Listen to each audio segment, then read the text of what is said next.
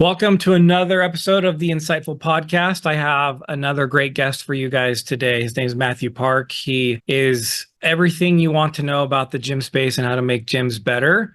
He's going to help us out here. If you're not a gym owner, still stay tuned because a lot of stuff we talk about is still going to apply equally to you.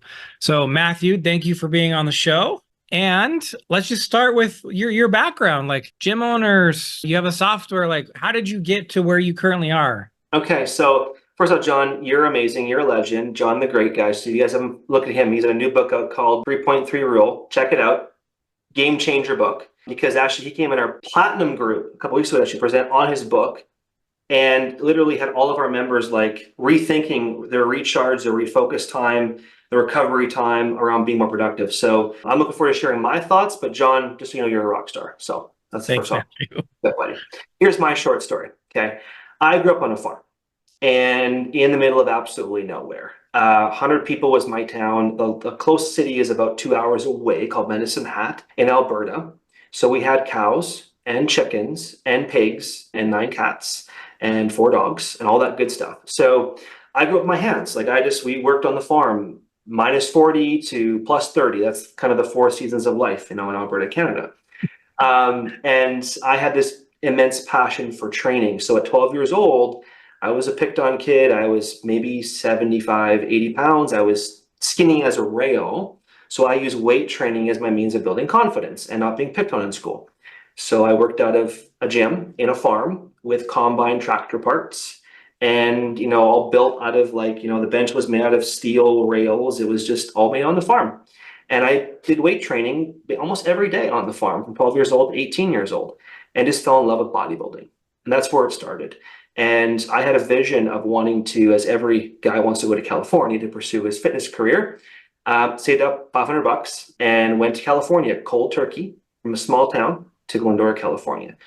And walked in this skinny kid and talked to a guy named Cam King about, hey, what if I work in your gym as a personal trainer? He looked at me, 6'5" tall dude, and said, who the heck are you? Literally like, where did I come from?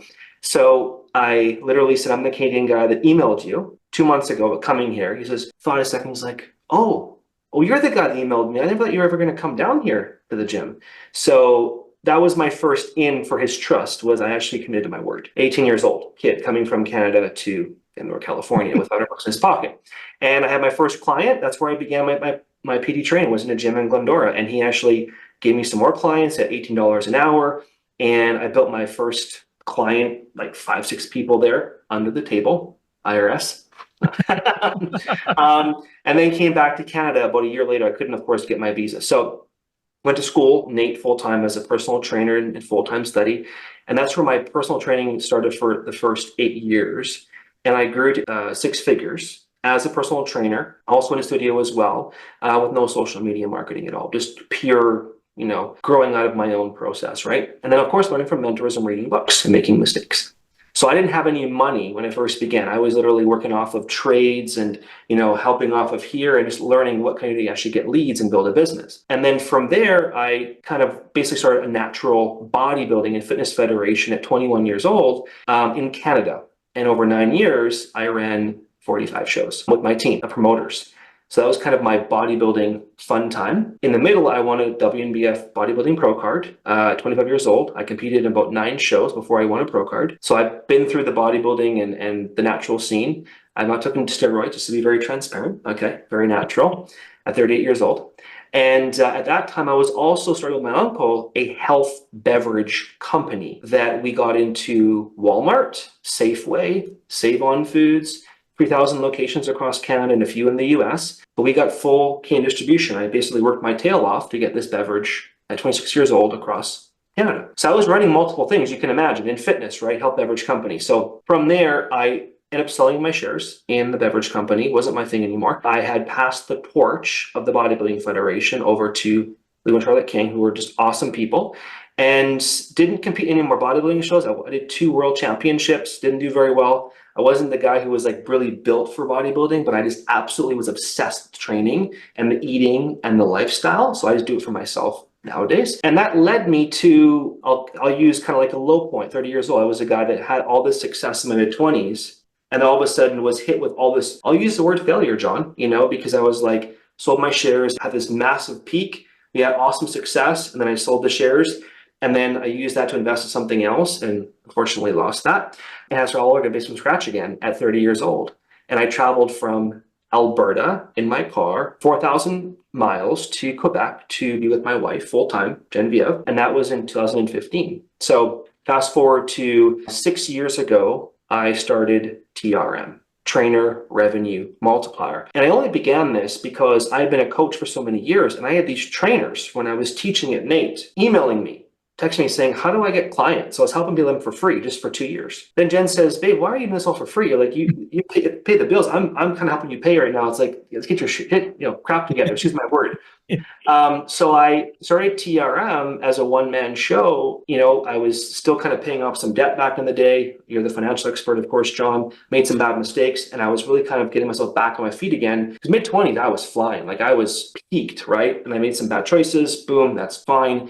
And now TRM came above. So I was taking all my university years of learning from success, failure, failure, to like, here's what not to do, ladies and gentlemen, personal trainers and gym owners, and here's what you should be doing. So fast forward to now, we've got a core team of 5 people who are all fully invested in the company. We have 9 leaders. We have helped over 1,000 coaches who come into our program as trainers and online trainers who advance into gym owners or studio owners in their businesses. So we've been able to help them systemize their business, build more freedom in their business, build marketing and sales techniques to help them grow their business.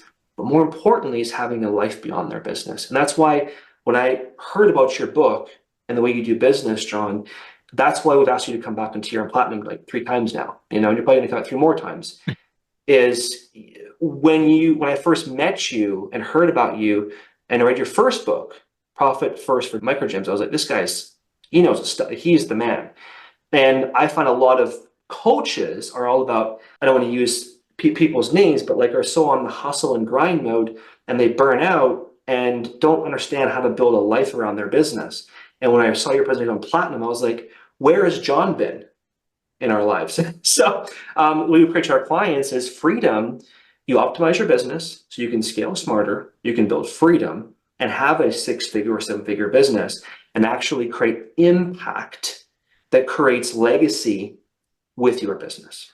Wow, that's great. There's a lot of that I didn't know. So that's awesome. Sometimes those school of hard knocks are the best educators, right? So as you're talking, I'm thinking, I've met a lot of personal trainers, and if you're not in the gym space, met a lot of people who are good technicians, right? If you use a phrase from the E-Myth. What are some challenges that you've seen where the one person is now trying to do more, and some, like you and I have learned, like in order to do more, a lot of times that involves adding team, and sometimes people don't want to add the team. But like, what are some of those challenges from just me to, I don't mean this disrespectfully, but like, it's just me isn't an actual like full-fledged business. Your business, your defined business on IRS standards, and you have some business expenses, but you're a systems guy. I love systems. You can get away with a lot of lack of systems if it's just you. I know I certainly did when I was just me doing the tax firm. So what are some of these challenges you've seen people run into when it's like, it's me, and now I think I want to make this into a business? Mm-hmm. They want to grow too fast. So they want to go into marketing and sales, right? And they start getting sexy. It's sexy, right? Exactly. It is, John. Exactly. I think it's why what you teach connects with us so much is because what we do in TRM isn't sexy, but it works. It's been proven to work with over 1,000 coaches. But the other thing too is that when you grow systematically, right? And I also put myself around some experts, like Laurent is our systems engineer, and he's a freaking pro. And then we've got like Jamie and Isaac over in the coaching who are also pros in certain niches in our audiences. So I've learned to put myself around others who are better than me, or we develop them better in their skills. So I think what the coaches end is they want to grow so quickly. They want to be at 6 figures in 6 months, right? And then they want to be at 7 figures in a year.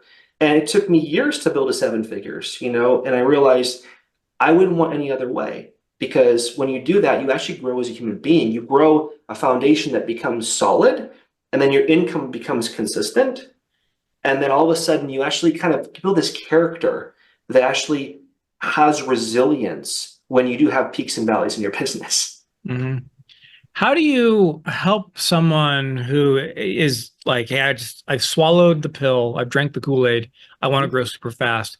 How do you help them change their mindset, or what are you doing to help them realize, like, no, we gotta create systems, we gotta go a little bit slower, promise it's gonna be better. Like, how do you do that?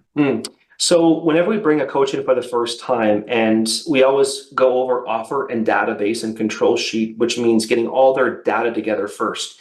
And what's funny, John, is we can usually grow a coach's income off of a database in a month or 2 months max by doubling their revenue just by working on those basic principles. And that's not even no marketing at all.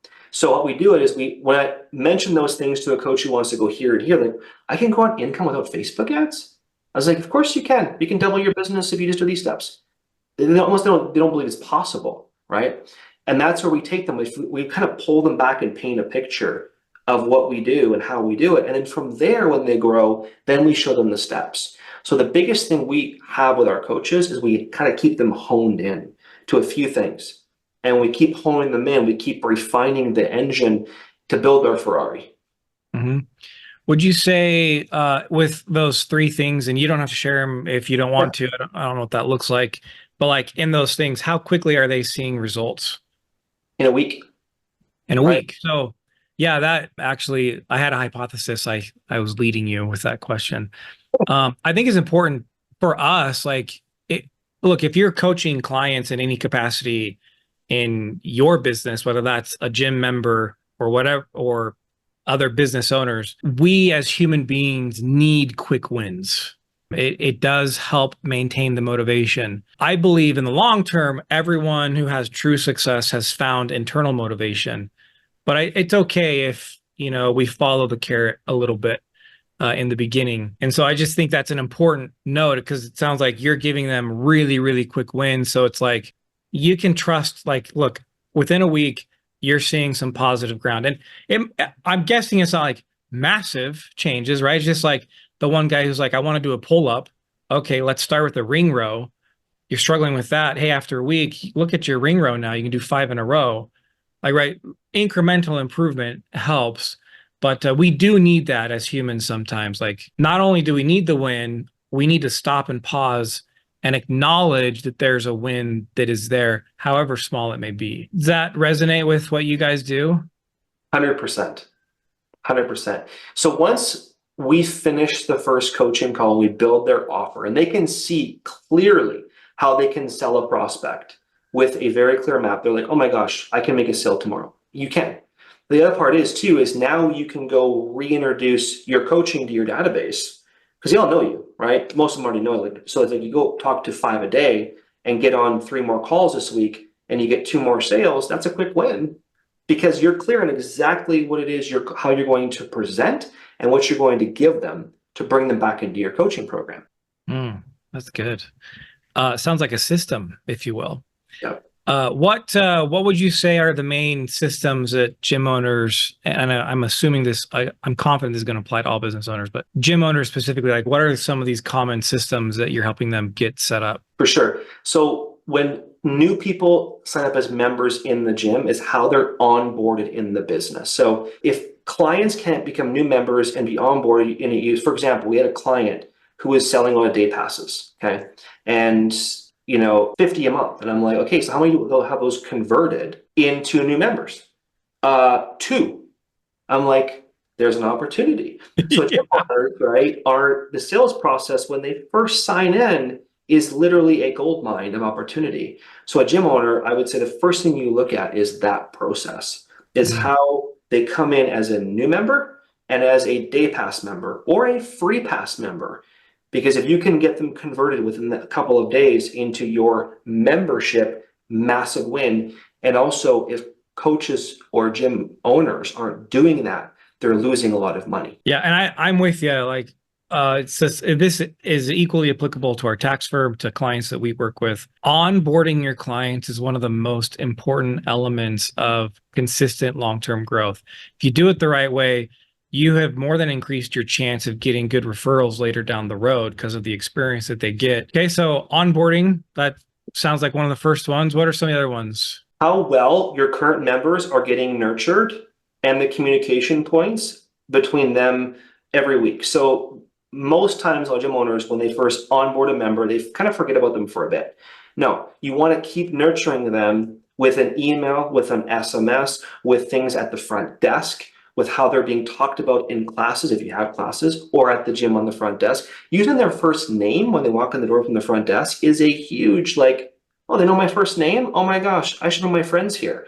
All these subtle things in the first month of Now Them will actually generate revenue if done properly. And this is one of the reasons why I love the like boutique fitness, what we call them micro gyms, right? I love that model because you're not looking to have 2,000 members. You're looking to have higher quality services with a higher quality relationship, right? Like, can you imagine walking into a Planet Fitness or 24-hour Fitness or Gold's Gym or something and like, oh, hey, John, it's like, yeah, like, oh, you have a membership here? Oh, that's cool. I love that. And anytime there's a service-based element, man, that personal relationship is super critical. Okay, so tell me, you have the software that helps gym owners. What does that even look like? What is that?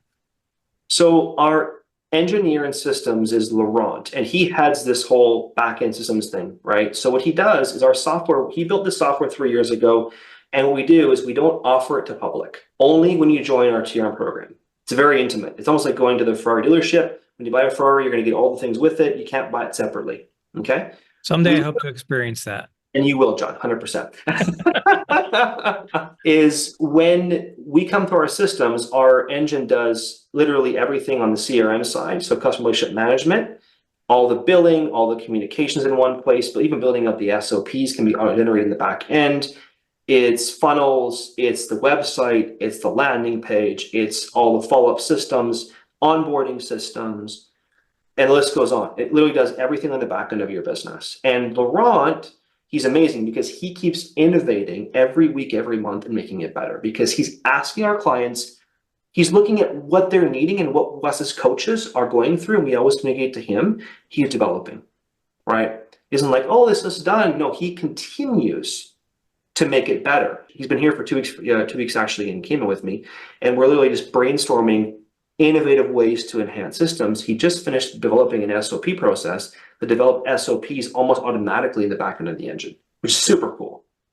Wow. So here's a business decision question for you, because there's MindBody, Wodify, Zen Planner, and you can go down the list, thousands probably, of softwares that are sold to gym owners to help them manage CRM, process flow, inventory. Why did you make the choice to keep it private to just your members? Because exclusivity is power. Exclusivity it has more value. And I've seen and researched all the other softwares, and the biggest problem I heard from every one of them was, I have no support. They never get back to me. Oh, I'm talking to somebody 7 days later. I don't like that. See, we thrive on customer support. So we sort of have less intake, but give a high Ferrari experience. So when they come in, they're getting 24-hour, if less, support. They're getting customized funnels from our team. And how does that translate on your end from profitability to like comparing yourself to what you maybe think of these other software companies? We have only, I would say we've only lost 2 people in a year.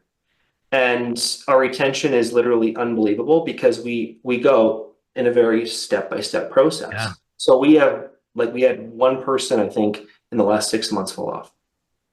That's amazing. So there's a lot of stuff unsaid in what Mathew just shared, but retaining your clients is one of the most important ways for long-term growth. The cost to acquire a new client, the cost to onboard them, the cost to get them involved in your community where they're, like a fit, it's real and it can be really expensive. And you think about, again, there's nothing wrong with the model they're doing, but the Wodifys, the Zen Planners, and the MindBodies of the world, they're spending tons of money to get a bunch of people up front because they have to keep those people going in order to even just replace the number of people dropping off. So if you can control and reduce how many people are dropping off, but you still have a way to add a bunch of people, that's like, it's a math, and the math is mathing to be growth. And so keep that in mind when you're thinking about your different models. So anyways, we're getting to the end of our time here, Matthew. Let's start the 2 more questions. These are going to be easy for you, but the first one, where can people go to learn more about you? TrainerRevenueMultiplier.com. TrainerRevenueMultiplier.com. We'll get those in the show notes as well, so you guys can just click over there. Yeah, I've been on his Platinum group now like 3 times, which is an honor every time. What a great group of gym owners and personal trainers. Like, you can tell that the stuff that you're teaching is landing and they're implementing it, because the level, the quality of questions that they ask is very high level. It's awesome. The last question, Matthew, is any parting wisdom or advice that you'd like to share with us, or something that we didn't quite get to that you really have a burning desire to share with everyone? Slow down to work on one thing and get really good at it to speed up and scale smarter in your business. I love that. You guys, there was a point, I remember over the course of a 6-year period in my business, there were 2 years. So I had growth. And then if you looked at my business numbers, you would think, what the heck did John do this year? Right? It's like, you made $100 more than you did last year. What are you doing? I took time to like stop and build systems to get ourselves ready for the next jump. And so then the next year we had a big jump. And then the next year we plateaued, if you will.